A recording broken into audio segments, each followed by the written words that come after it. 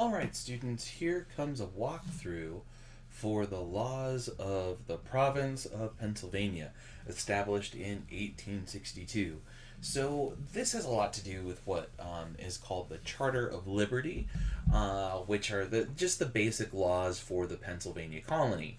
As such, you need to consider them in that context. It's a matter of understanding that these apply to Pennsylvania only. And there's a couple things that go along with that. So remember that William Penn. I'm sorry, the taco truck is going by. If you hear what sounds like an ice cream truck, we have a taco truck that goes by our house at night, and it's obviously made the dogs upset too. I guess they want tacos. So, in any case, so about Pennsylvania. Pennsylvania was a colony that William Penn got to set up for himself. This is why we got to call. This is why we call it a proprietary colony. And what Penn was doing is he called Pennsylvania his holy experiment. And what he wanted to do is he wanted to establish a colony where all were welcome. He really wanted a place where he, as a Quaker, felt that he could worship without the pressures of the British government. And part of what was going on there is Quakers were and still are pacifists. They don't believe in violence or war. And so, Britain is an empire, and they've been fighting a lot of wars and such, and the Quakers won't participate, and so a lot of them are branded as traitors and are persecuted as a result. So he's looking for a place where he can go practice his religion freely. And Pennsylvania, or what becomes Pennsylvania, is the place that he can do that. So, that's the basic context of Pennsylvania. Now, what you need to also consider is the kind of document that this is. So it's a law code. It will tell you what the basic rules of Pennsylvania are. And we'll see that it has some really interesting things to say about who can vote, who can be elected. There'll be some things about what religion, what role religion plays in the society, what marriages are good, those sorts of things. So, whenever you're looking at a law code, you're looking at something that explains what the basic rules of a society are, and by telling or by understanding what rules a society has, you can understand a lot about what values a society has. They'll tell you what they think is a proper moral way to live, and proper things to do in life. So keep that in mind. Now, I apologize for the dogs barking. Whenever my neighbor starts their motorcycle, my dogs freak out. Apparently, they don't like motorcycles. Anyway, if you want to find, where the textbook discusses this, I can give you some page numbers, pages 92 to 94, and that comes from the big textbook. So this one, let me zoom out here. If you've got this version of the textbook, the full edition, those are the page numbers. If you've got the Siegel edition, I can't find my copy of the Siegel right now. It's actually killing me. I have volume 2, but not volume 1. I just can't find it. So, but it's actually in chapter 3, not chapter 4. Just look for the part called The Holy Experiment in chapter 3, and you'll find the discussion of Pennsylvania. So, that should set you up pretty well for the context. Now, as far as, why are we reading this? Well, we want to know, what are some of the things that our colonists value? What are some of the things that, bring all of these different people together And another thing that we're considering is, what are the boundaries of religious freedom in the colonies? If the United States is founded as a place of religious freedom, then we should expect to see religious freedom wherever we can find it. Given that Penn called Pennsylvania his holy experiment, and he's concerned about being able to worship freely, we should be able to find it here, and we will, but we'll find some limits too. All right, so let's jump in. I'm gonna kind of go through this a little quickly. I'm not going to pause on a lot of the ins and outs of the laws, but I want to point a couple of things out. Another thing that I will suggest to you is, if you are finding words in here that are difficult, or you just don't know the meaning, this is where you've got your phone next to you, you've got your computer next to you, or if you're reading this on your computer, look up the definitions. And try, sometimes words will have more than one definition. You've got to use the one that fits the context best. I don't know what words you know and don't know, so I can't go through each and every word. But if there is a specialized word, we'll talk about it. Also, make sure that you're on this source particularly. Notice that there's footnotes here. On the last page, you'll see where those footnotes are, and they'll give you a sense. So when you see in this first line, you have this word divers. Well, it looks like divers. Well, he actually means diverse. So if you follow the footnote to note number 1 here, many. So laws agreed upon in England by the governor and diverse population, the many, of the freemen of Pennsylvania. Okay, so that's who are agreeing to this. So the first real law happens down here in number 2. Number 1's all about when this happens and who's doing this, etc. Number 2 is really the first law.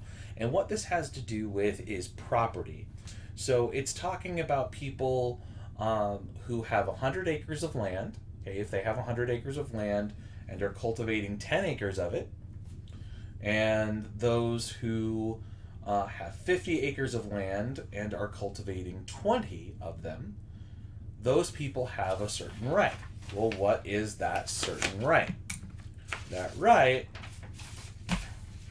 in the next page, right up here at the top,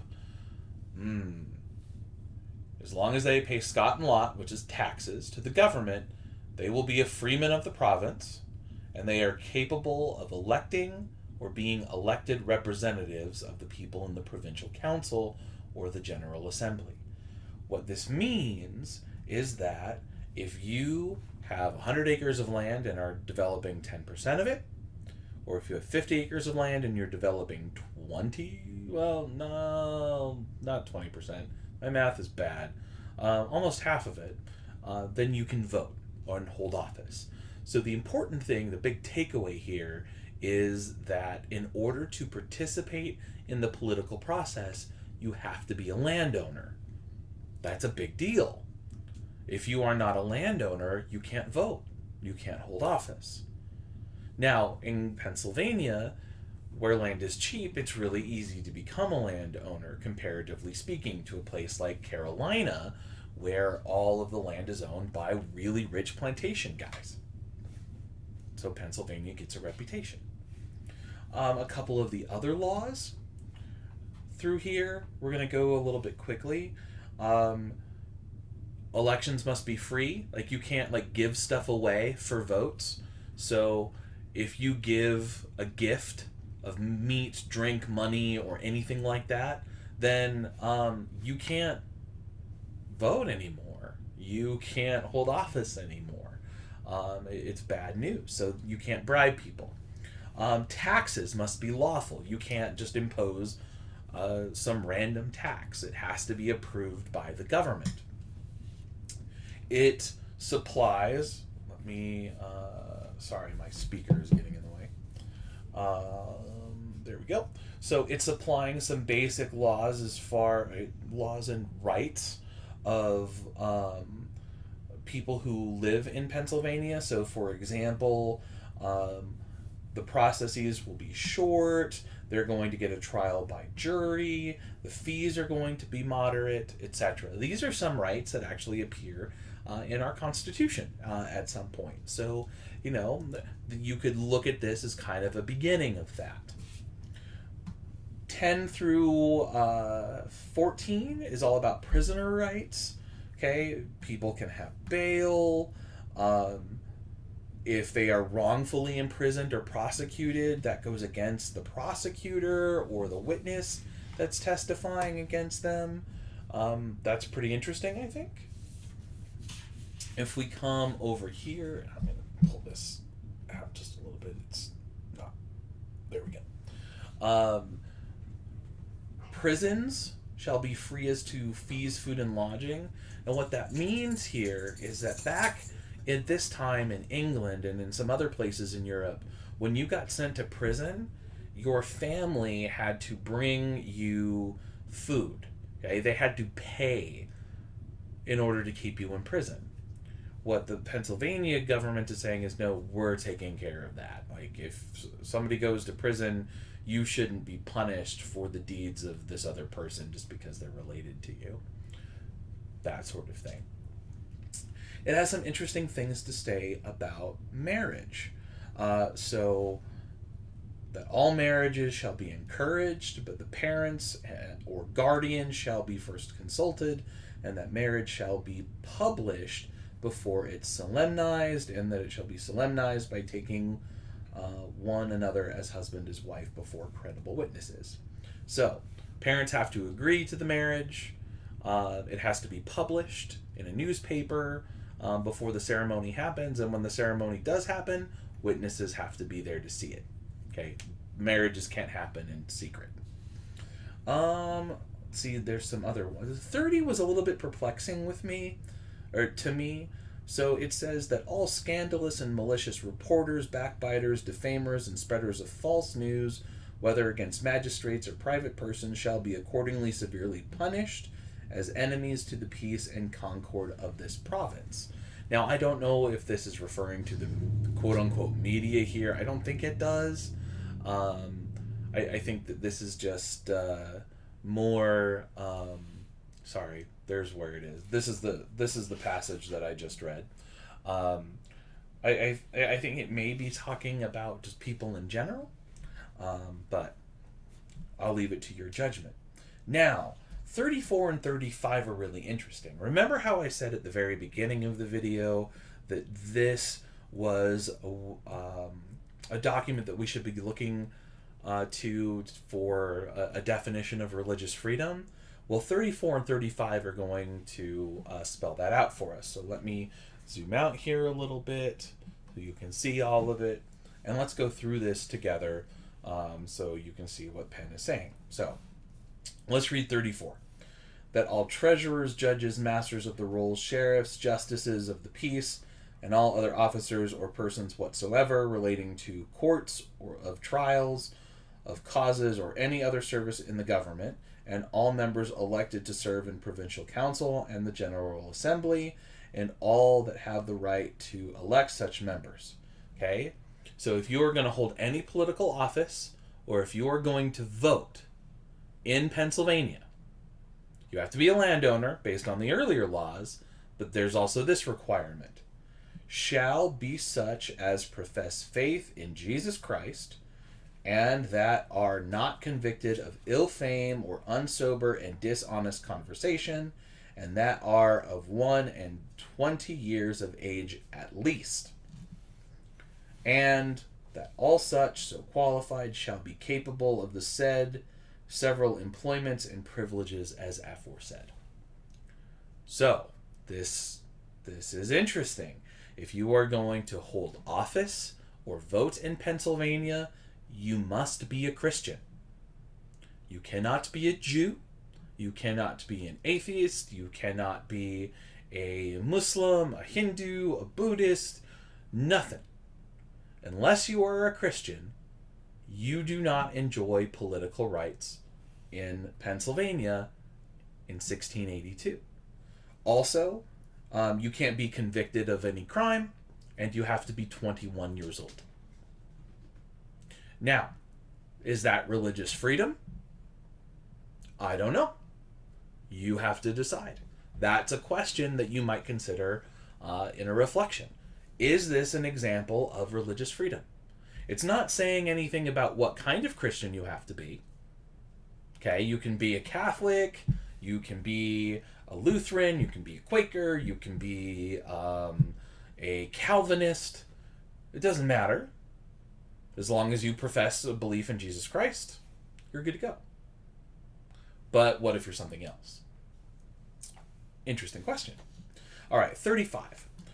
That all such persons living in this province who confess and acknowledge the one almighty and eternal God to be the creator, upholder, and ruler of the world, and that hold themselves obliged in conscience to live peaceably and justly in civil society, shall in no ways be molested. That doesn't mean sexually, that just means bothered. Or prejudice for their religious persuasion or practice in matters of faith and worship, nor shall they be compelled at any time to frequent or maintain any religious worship, place, or ministry whatsoever. So, this is sort of religious freedom. I mean, it's interesting. So, you can practice whatever faith you want to, as long as you're a monotheist, the one almighty and eternal God. Well, not every religion in the world is monotheist, meaning they only believe in one God. There's lots of polytheistic religions or pantheistic religions. So as long as you're a monotheist, you have some religious freedom. But what happens to those who aren't? It's a question. It's an open question. Now, this is really kind of to say that Jews are all right, but they can't hold political office. Remember that. We'll keep that in mind. I don't think that they. I don't think they would have had too many problems with Muslims at this point. I don't know how many of them, how many Muslims would be in Pennsylvania at this time. That's a really interesting question that you could research. I don't know what you'd find, to be completely honest. So something to think about. All right. So the last one I want to read for you, because this is getting towards 20 minutes, is in 37. They want to have a nice, good moral society. So all of these things are strictly prohibited. These are all offenses against God. Swearing, cursing, lying, profane talking, drunkenness, drinking of healths, obscene words, incest, sodomy, rapes, whoredom, fornication, and other uncleanliness, not to be repeated.